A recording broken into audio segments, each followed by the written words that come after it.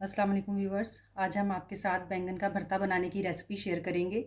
भरता बनाने के लिए हमने 2 दरमियाने साइज़ के बैंगन लिए हैं, 3 दरमियाने साइज़ के टमाटर, 2 प्याज, 1 टीस्पून ज़ीरा पाउडर, 1 टीस्पून धनिया पाउडर, हाफ़ टी स्पून नमक, हाफ़ टी स्पून हल्दी, हाफ़ टी स्पून कुटी हुई लाल मिर्च, हाफ़ टी स्पून से थोड़ी सी ज़्यादा पिसी हुई लाल मिर्च, आधे कप से थोड़ा सा ज़्यादा हम कुकिंग ऑयल लेंगे।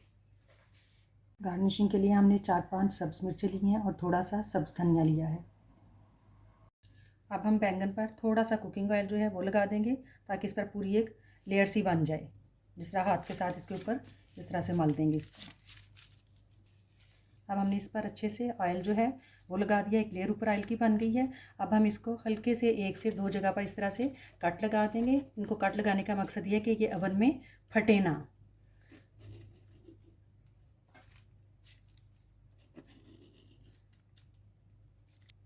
दोनों बैंगनों पर 3-3 कट लगा दिए हैं। अब हम इसे ओवन में 18 से 20 मिनट के लिए बेक करेंगे। ओवन को हमने प्री हीट कर लिया था और अब हमने बैंगनों को ओवन में बेक होने के लिए रख दिया है। हमने बैंगनों को 20 मिनट के लिए बेक कर लिया। अब हम इन्हें प्लेट में निकाल लेंगे। अब हम इनका छिलका उतार लेंगे। बैंगन चूँकि गर्म है इसलिए मैं फोक और चमटे का इस्तेमाल कर रही हूँ।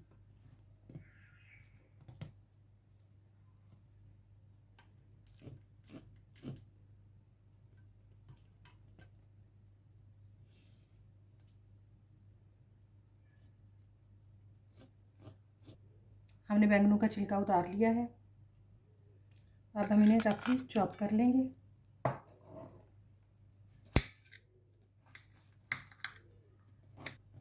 अब हमने इन्हें रफली चॉप कर लिया है। अब हम पैन में कुकिंग ऑयल डाल लेंगे। अब हम इसमें प्याज डाल लेंगे। अब हम इन्हें मिक्स कर लेंगे और लो मीडियम हीट पर हम इसे लाइट ब्राउन करेंगे। प्याज ने अपना रंग जो है वो तब्दील करना शुरू कर दिया है। थोड़ा सा इसमें और कलर आएगा तो फिर हम बाकी टमाटर और मसाला जात शामिल करेंगे। प्याज़ों का रंग जो है वो हल्का गुलाबी हो गया है, यानी कि लाइट गोल्डन कलर। अब हम इसमें तमाम मसाला जात साथ ही टमाटर भी शामिल कर देंगे और इसे थोड़ा आएंगे कि टमाटर नरम हो जाएं।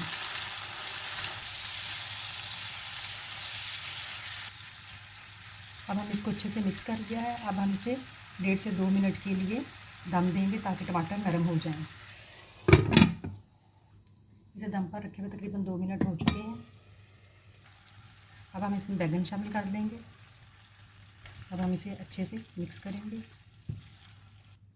हम इसे 2 से 3 मिनट के लिए दम पर रख देंगे।